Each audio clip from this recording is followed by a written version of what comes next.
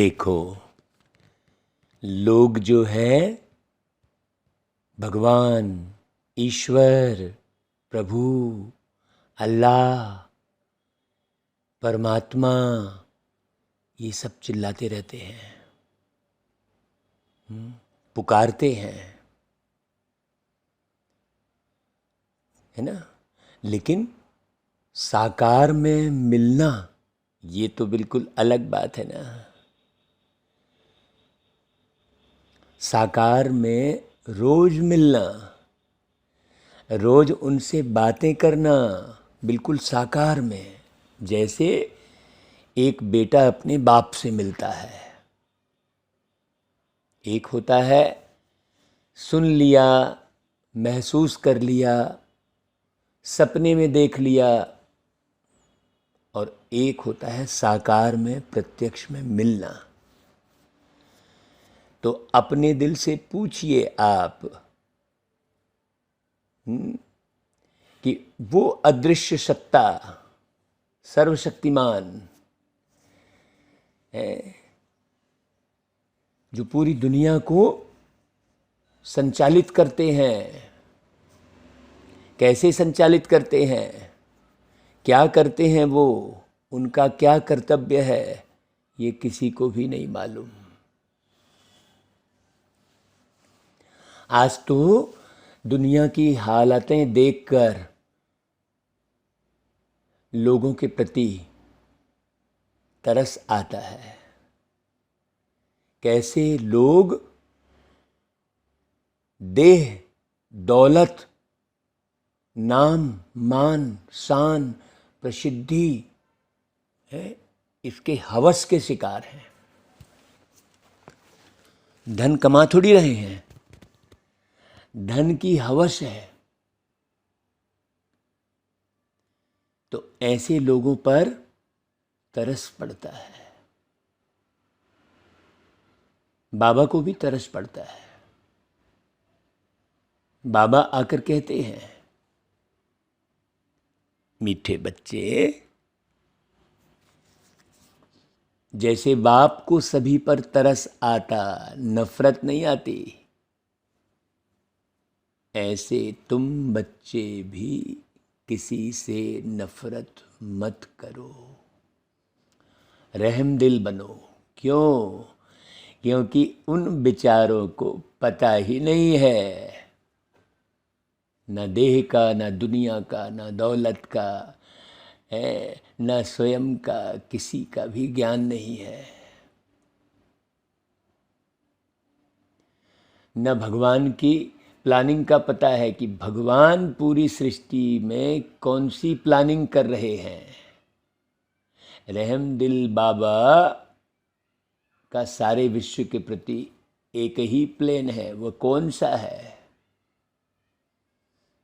बाबा का एक ही प्लान है, सभी मनुष्य आत्माओं को तत्वों सहित पतित से पावन बनाना, जो पतित हो गए हैं।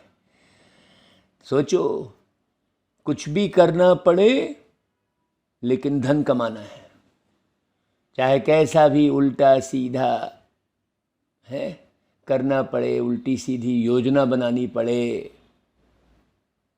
लोग चाहे दुखी हो जाएं, परेशान हो जाएं, लेकिन धन कमाना है। एन के एन प्रकार मनुष्य के अंदर में ये बुद्धि में गहरे से भर गया है। बाबा ऐसे पतित पने को मिटाते हैं। मनुष्य जो है ना, बंधन में बंधा हुआ है। देह, दुनिया, दौलत, परिवार, रिश्ते, नाते, नाम, मान, शान, प्रसिद्धि, इन सब के बंधन में बंधा है, बंध गया है, मुक्त नहीं है। तो बाबा आके सत्य ज्ञान सुनाकर मुक्ति और जीवन मुक्ति का वर्षा देना, ये बाबा का कार्य है। ये बाबा देते हैं। यह एक ही प्लान बाप का है। बाकी दुनिया में कहाँ ये प्लान है किसी का कि लोग बिल्कुल दुखों से मुक्त हो जाएं, हवस के जो शिकार हैं वो से अच्छे से समझ लें, काहे को हवस कर रहे हैं भाई। गाड़ी बंगला वो उसका कोई मतलब और छोर नहीं है। 1 करोड़ का बंगला बना तो भी संतुष्टि नहीं है, 2 करोड़ 3 करोड़ की गाड़ी ले ली तो भी संतुष्टि नहीं है, क्योंकि हवस के शिकार हैं, बंधे हुए हैं। बाबा कहते देखो तुम बच्चे ऐसे परमात्मा बाप के मददगार हो, तुम्हें पहले अपने पर रहम करना है। कौन सा रहम करना है भाई? तुम तो कहीं चिंतित नहीं हो, रोज मुरली सुनने वाले, तुम तो कहीं धन दौलत के हवस के शिकार तो नहीं हो, रिश्ते नातों के। नहीं तो दे दे बाबा के नाम पर चल रहा है। हाँ, बात वही हो गई भाई, किसी को बंगला बनाने की फिक्र तो किसी को बड़ा आश्रम बनाने की फिक्र। बात एक ही हो गई, शब्द बदल गए बस। बंगला शब्द से बदल के आश्रम शब्द हो गया। ऐसा तो नहीं हो रहा है कहीं? देखो, अपने ऊपर रहम करना बारीकी से। श्री मत पर चल, अपने को पावन बनाना है। पावन बनाना मतलब इस दुनिया रूपी वन में भटकना बंद करना। भगवान को पा लिया, सब कुछ पा लिया, ये स्थिति रहे। नहीं तो केवल बोलने बस में रहे, एक दूसरे को सुना बस रहे हैं। नहीं भाई, ये स्थिति बनानी है। जब आप इस प्रकार की स्थिति बनाओगे, नहीं तो फिर मन बुद्धि में आता है, सेकंड के लिए भी आया कि मेरे पास भी 2-4 करोड़ होता तो मैं ऐसे बाबा की सेवा कर लेता। नहीं भाई, बाबा की सेवा में 1 रुपए की भी जरूरत नहीं है वास्तव में। हाँ, जो बाबा श्रीमत दे रहे हैं पावन बनने की, बस पावन बनने की जरूरत है। पावन, बाकी जरूरत नहीं है। जरूरत सिर्फ बाबा की है बस। मुझे आपकी, बस आपकी, आपकी जरूरत है। ऐसे बाबा के लिए हमने गीत गाए। बाबा की जरूरत है बस, और कोई जरूरत नहीं है। बाबा बुद्धि से न जाए, ये गौर करना भाई। ऐसे नहीं मुरली सुनते समय ही बस केवल बाबा याद आ रहे हैं। सांसों सांस सिर्फ बाबा की जरूरत है। बाबा, क्योंकि उनके जैसी दूसरी कोई आत्मा है ही नहीं इस दुनिया में। जब ऐसे बाबा की याद में पावन बनोगे, फिर सभी को विकारों रूपी गंदगी से निकालने की सेवा करनी है। बाबा कहते, जब आप ऐसे हवस के शिकार नहीं होंगे जरा भी, प्रति सेकंड ये गौर करना भाई, हमेशा ये चेक करो कि कौन आया मेरे मन के द्वारे, पायल की झनकार लिए। अरे भाई, पायल की झनकार लिए, कितना गहरा अर्थ है। सोचो, मन के द्वारे कौन आया? बार बार मन में कौन आ रहा है? बाबा की याद। हाँ, पायल की झनकार लिए मतलब मन की अवस्था नृत्य वाली है। मन झंकृत हो रहा है।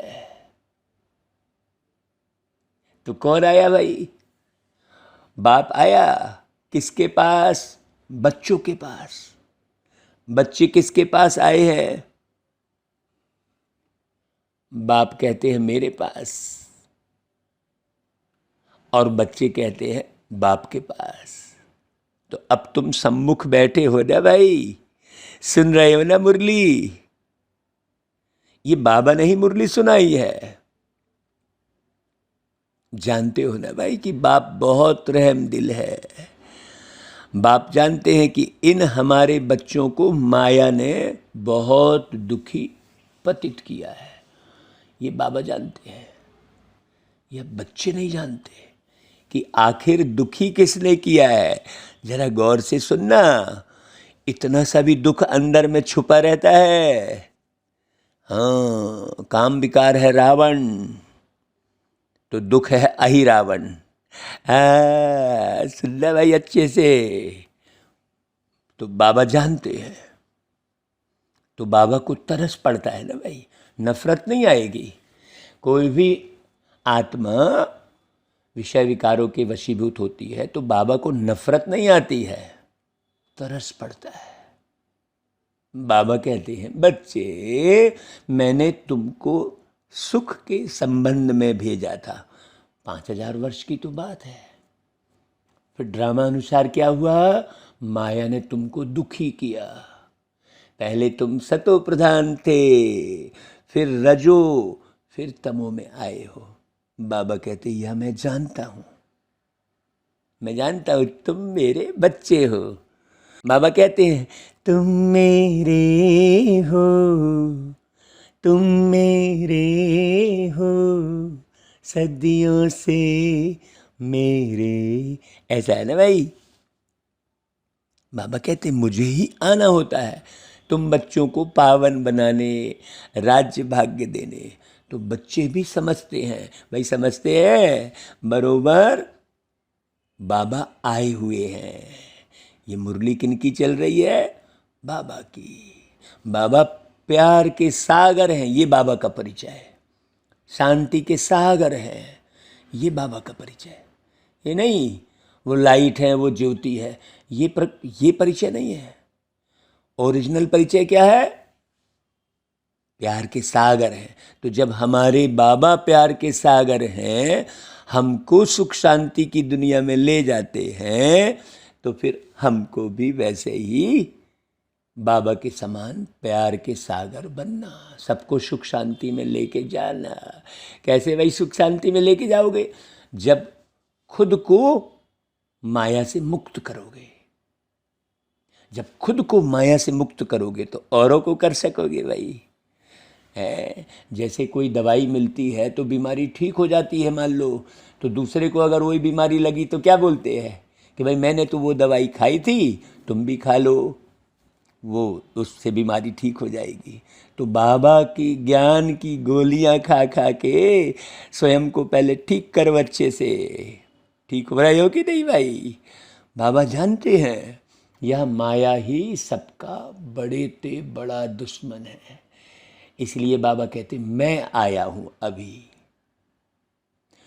कितने धर्म पिता आए, कितने साधु सन्यासी ऋषि मुनि आए, लेकिन दुनिया पतित ही होती चली गई, माया से कोई बच नहीं पाया। है ना। गीत क्या गा दिया, तेरा मेरा मेरा तेरा मेरा तेरा तेरा मेरा, ये है प्रभु की माया, इससे कौन बच पाया, ऐसा बोल दिया। ये तेरा मेरा मेरा तेरा, ये प्रभु की माया नहीं है। हाँ, तुम इस माया में फंसे हो, प्रभु की माया नहीं है। प्रभु भगवान आकर ये तेरा मेरा से मुक्त करते हैं, वो उनकी माया थोड़ी है। तुम फंसते हो स्वयं को ना जानने के कारण, और ऐसे गीत गाते हो। सोचो। तो बाबा कहते मैं आया हूं, परंतु मैं विचित्र हूं, मतलब मेरा कोई चित्र नहीं है, इसलिए मुझे पहचानते नहीं है। आगे समझते थे कि श्री कृष्ण ने आकर राजयोग सिखाया, स्वर्ग का मालिक बनाया था, परंतु कब और कैसे बनाया यह नहीं जानते भाई। श्री कृष्ण जी भगवान है तो कर क्या रहे हैं, वो आपको स्वर्ग का मालिक बना रहे हैं क्या, स्वर्ग का रास्ता दिखा रहे हैं क्या, जीवन मुक्ति की विधि बता रहे हैं क्या। सोचो क्या सीख रहे हो आप श्री कृष्ण से। श्री कृष्ण के बारे में जो गाथा लिखी हुई है, कथा लिखी हुई है, उससे क्या आप मुक्त अवस्था में जीवन जी रहे हो? स्वयं को पहचान पा रहे हो क्या कि तुम देह से अलग हो? सोचो। अभी तो बाबा आके समझा रहे हैं बहुत अच्छी रीति। समझो बच्चे, बाबा को बहुत रहम आता है, क्योंकि जानते हैं बच्चे माया अर्थात 5 भूतों के वश हो पड़े हैं। उसके लिए गीत गाए थे ना, 5 चोर तेरे अंदर बैठे डाल रहे हैं डाका, पिछली मुरलियों में गाए हैं। तो बाबा को मालूम है कि बच्चे परवश हैं, तो उनको अब लिबरेट करता हूँ। तो बाबा को कोई गुस्सा नहीं आता, न बाबा को कोई नफरत आती है। बाबा को मालूम है बच्चे बेचारे 5 भूतों के वशीभूत हो गए हैं, मैं जाकर बच्चों को समझाकर उन 5 भूतों से बाहर निकालूं। तो बाहर कैसे निकलोगे भाई? पहले अपने को देह मत मानो, सबसे पहले तो अपने को आत्मा जानो। ये विधि सिखाई बाबा ने, ऐसे लिबरेट करते बाबा।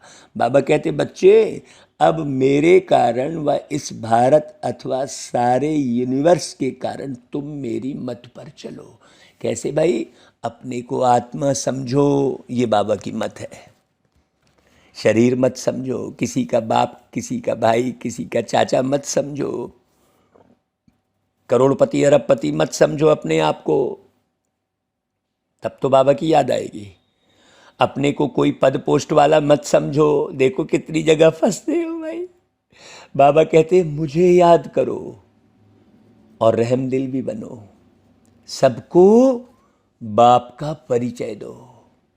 तो बाप का परिचय मतलब ऐसा थोड़ी है कि वो लाइट है, वो प्रकाश है, ऐसा थोड़ी है। बाप का परिचय मतलब रहम दिल, मुस्कुराहट वैसी। भाई देखो, आखिर जज लोग भी तो गॉड का कसम उठवाते हैं ना भाई, तो जरूर गॉड निश्चित रूप से न्यायकारी होंगे ना। क्यों उठाते हैं या कोई नहीं जानते? गॉड है कौन? सिर्फ गॉड कह देते हैं, फादर शब्द भी है। जब कसम उठवाते हैं तो उनको समझ में ही नहीं आता है, कह देते हैं गॉड फादर का कसम उठाओ, परंतु फादर को तो जानते ही नहीं है भाई। होगा कोई, ऐसा बोलते हैं, कोई ऐसी शक्ति होगी। अभी तो तुम बच्चे जानते हो वह गॉड फादर है। कसम उठाते हैं क्योंकि समझते हैं अगर हम कुछ उल्टा कर्म करेंगे तो बाप सजा देंगे। जैसे घर में बच्चे उल्टा काम करते हैं तो उनको डर रहता है बाप थप्पड़ न मारे, तो वह कसम गॉड का उठाते हैं, परंतु जानते नहीं कि गॉड कौन है, कैसे सजा देंगे। क्रिश्चियन लोग फिर बाइबल उठाएंगे, कोई गीता उठाएंगे, समझते हैं गीता का भगवान श्री कृष्ण था, तो श्री कृष्ण को सामने रख क्षमा मांगते हैं। समझते हैं अगर हम झूठ बोलेंगे तो वह दंड देंगे। अब ट्रुथ तो बाप को कहेंगे ना भाई। क्राइस्ट को सारी दुनिया ट्रुथ नहीं कहती, सदा ट्रुथ तो है गॉड फादर, परंतु उनको जानते नहीं है। जब बाप आए बच्चों को जन्म दे, तब बच्चे बाप को जाने। अभी तुम बच्चे जानते हो, बाबा ने अपना बनाया है। यहां बात ही बिल्कुल अलग है। आप किसी भी गुरु, साधु, ऋषि मुनि के आश्रम में जाएंगे तो कौन याद आएगा भाई? वो गुरु ही याद आएगा। लेकिन यहां तो कोई गुरु नहीं है, बाबा ने इस माता द्वारा रचा है। उनको आदि देव भी कहा जाता है, वास्तव में आदि देवी भी है। अगर मम्मा को आदि देवी कहें तो उनसे बड़ी आदि देवी यह हो जाती है कौन? ब्रह्मा। यह बड़ी गूढ़ बातें हैं। जो विशाल बुद्धि है वही इन बातों को समझ सकते हैं कि ब्रह्मा कौन, कोई चेहरे वाला ब्रह्मा नहीं, और आदि देवी कौन, कोई चेहरे वाली नहीं। बाबा भी निराकार है तो बाकी सब निराकार है, लेकिन साकार में आए हैं।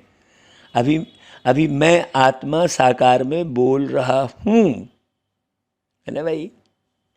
तो लेकिन मैं तो हूं आत्मा ना। अभी मुझ आत्मा को भी समझोगे तो मालूम पड़ेगा कि अच्छा ये बोल रहे हैं। अब मैं कहूं नहीं मेरे तन में मेरे कोई बाबा बोल रहे हैं, ये तो रॉन्ग हो गया ना भाई। बाबा तो केवल एक ही तन में बोलते हैं। बाबा कहते हैं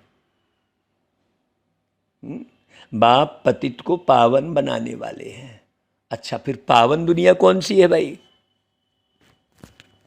क्या मुक्ति को पावन दुनिया कहे? वह जीवन मुक्ति को पावन दुनिया कहे है। इस धरती पे को तो दुनिया कहेंगे ना, ऊपर जो है उसको थोड़ी दुनिया कहेंगे। या कोई जानते ही नहीं है। गाते तो बहुत है, उन्हों की बुद्धि में सिर्फ यह है कि परमात्मा आते हैं, परंतु उनका रूप आदि नहीं जानते।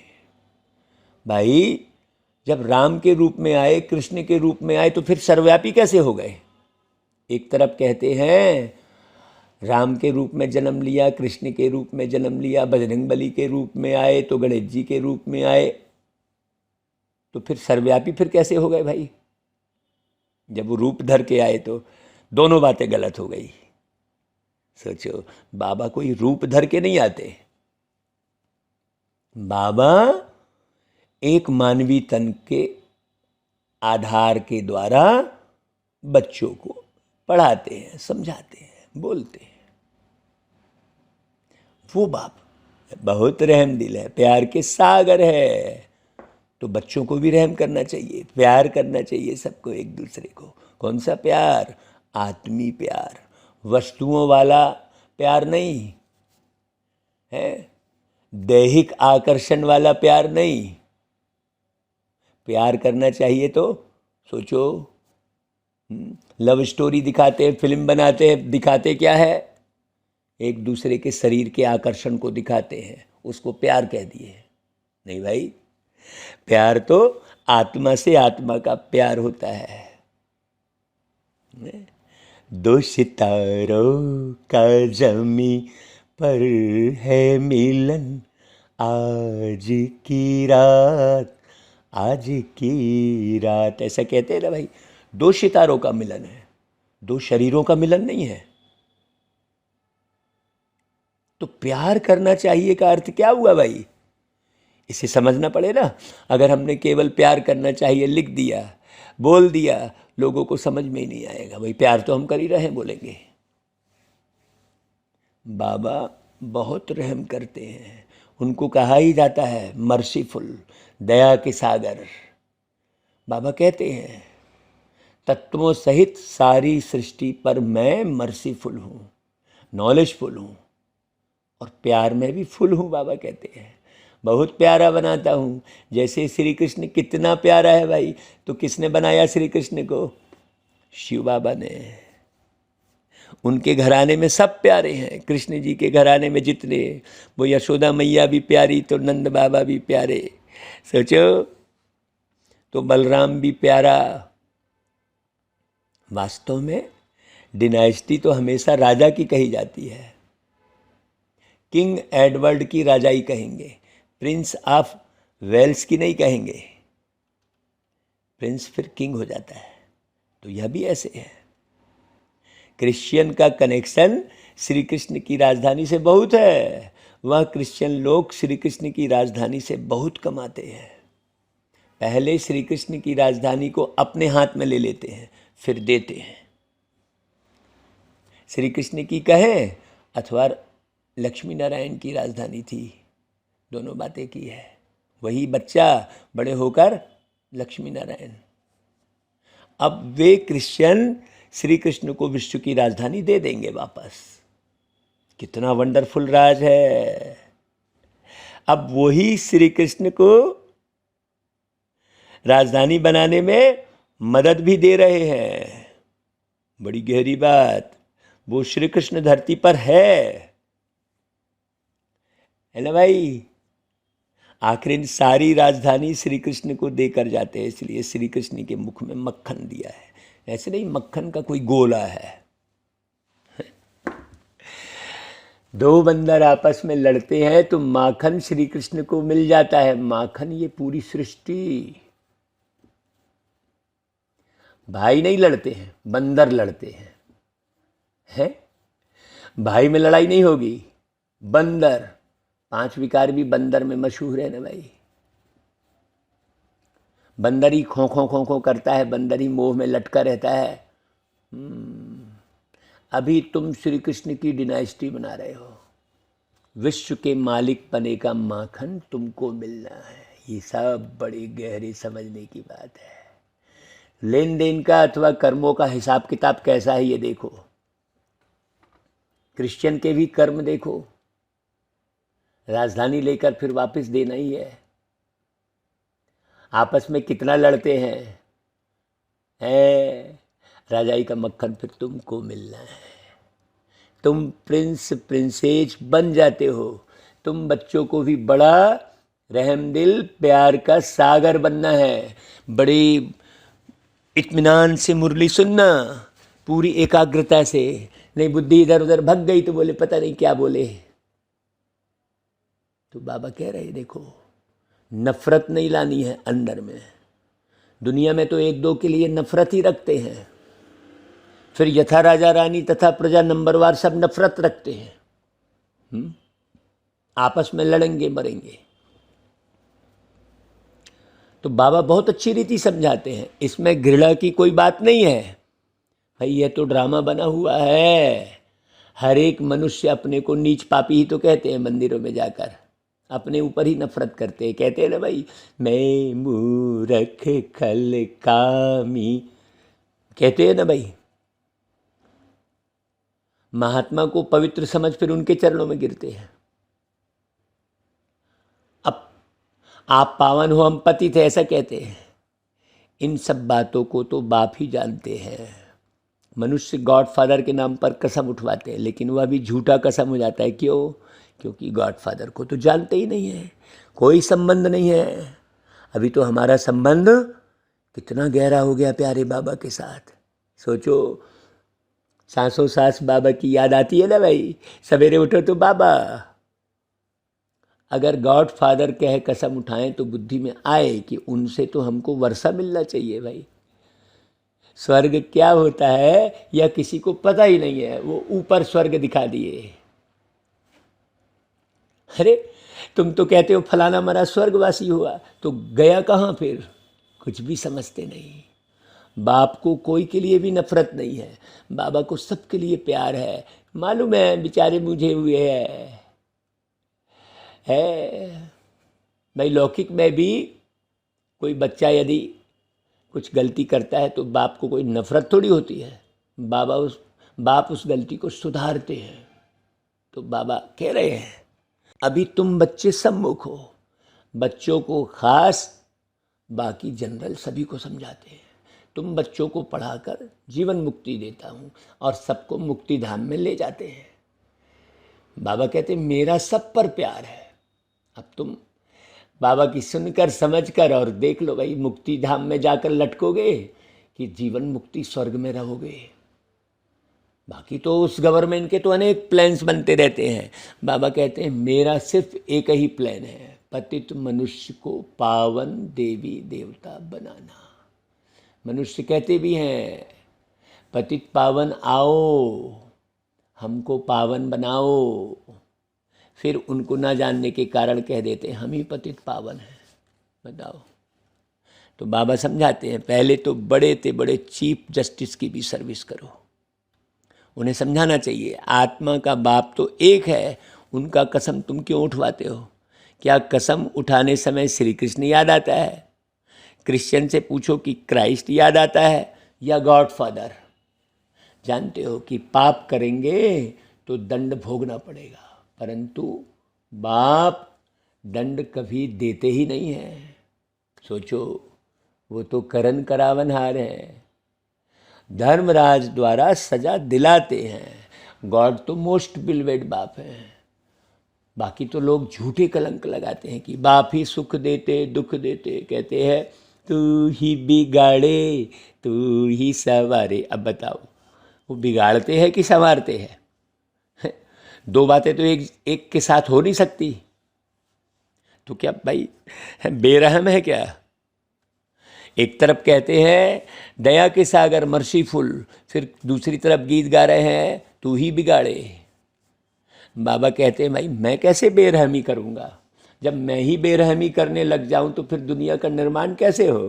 सोचो, माया ने तुम्हारे पर बेरहमी की है, मैं तो उनसे छुड़ाता हूँ। माया ने तुमको श्रापित किया है, यह भी खेल है, तुम चक्कर में पड़ जाते हो। बच्चा बाप की गोद से नीचे उतरा और धूल में सना, उसमें बाप क्या करेगा? बाप फिर गोद में उठाकर धूल की साफ सफाई करता है।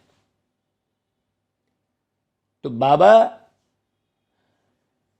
दुख धाम को सुख धाम बनाते हैं, लेकिन तुम सुख धाम को फिर दुख धाम बना देते हो। ये होता ही है। भारत ही सुख धाम था और अभी है दुख धाम।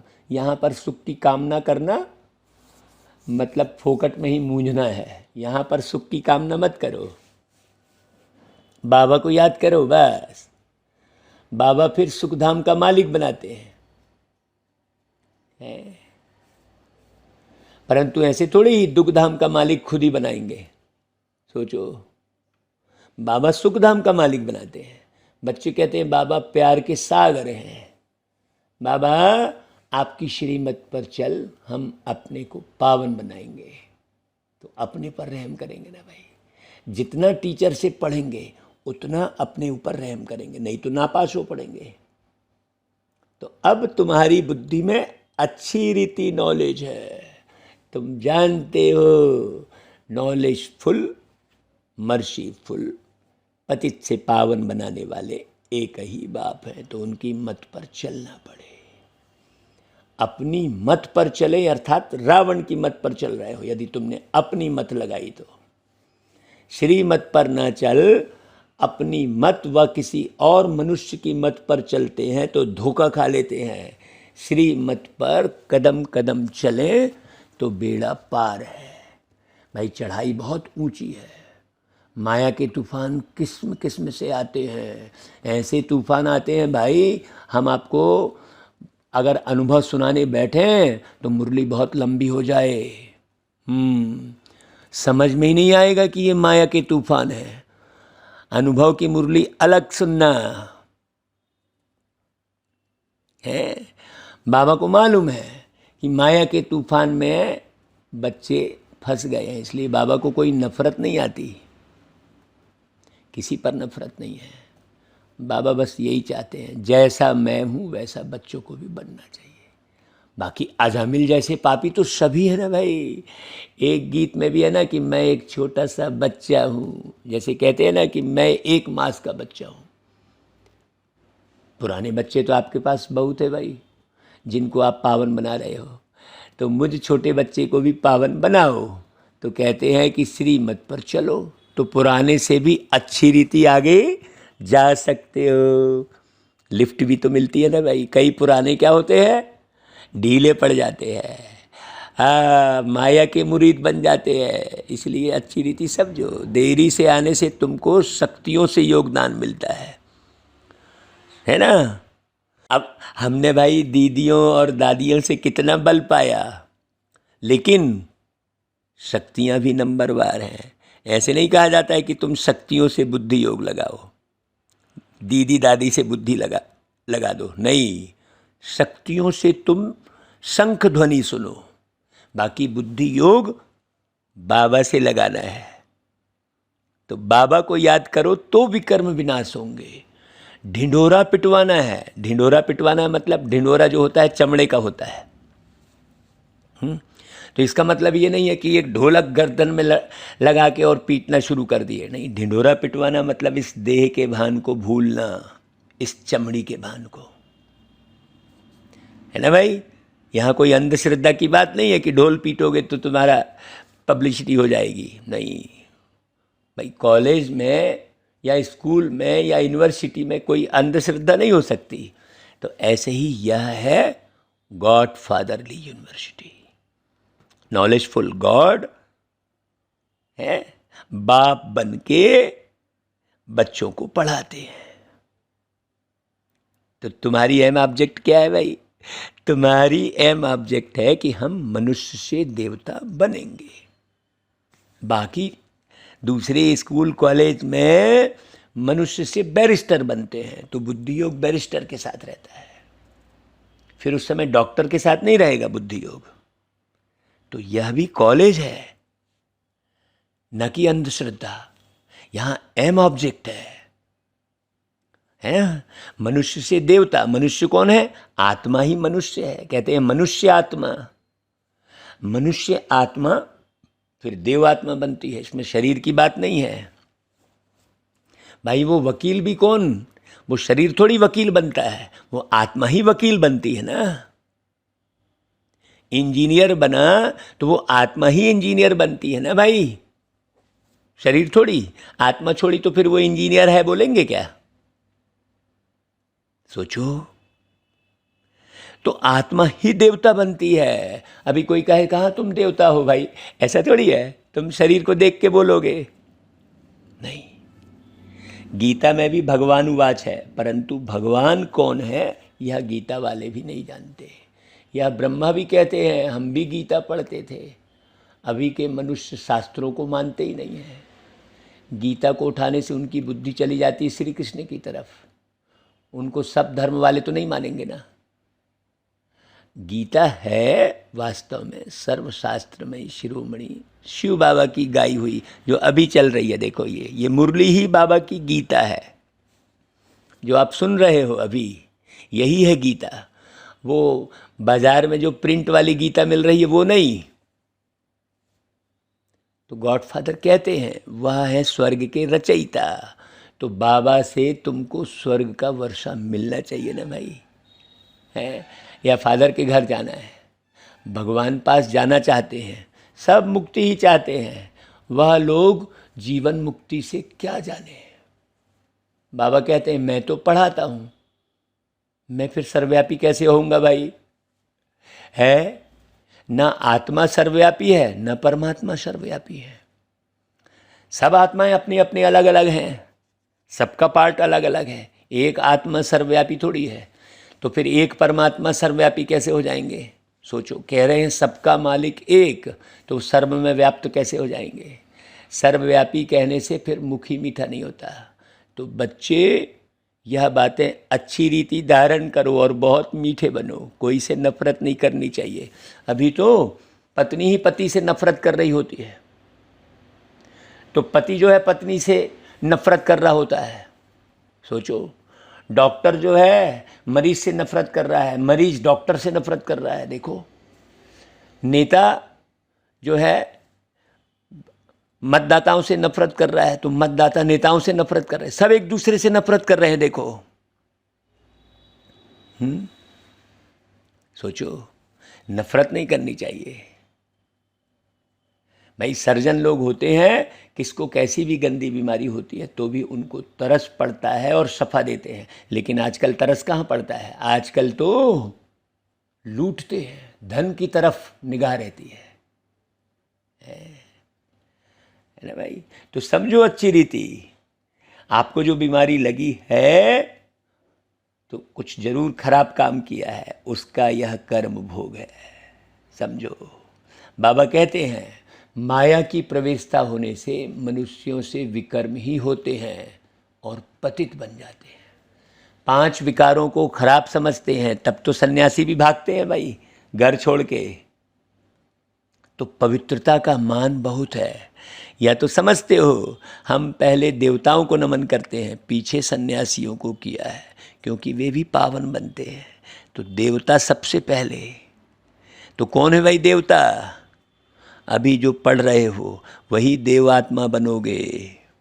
अच्छा भाई, मीठे मीठे सिकिलरे बच्चों प्रति माता पिता बाप दादा का याद प्यार और गुड मॉर्निंग। रूहानी बाप की रूहानी बच्चों को नमस्ते। अभी धारणा के लिए सार, अच्छी रीति पढ़कर श्रीमत पर चल, पावन बन, अपने आप पर रहम करना है, कभी भी बेरहमी नहीं बनना है। दूसरी पॉइंट, किसी से भी नफरत या घृणा नहीं करनी है, बाप समान प्यार का सागर बनना है।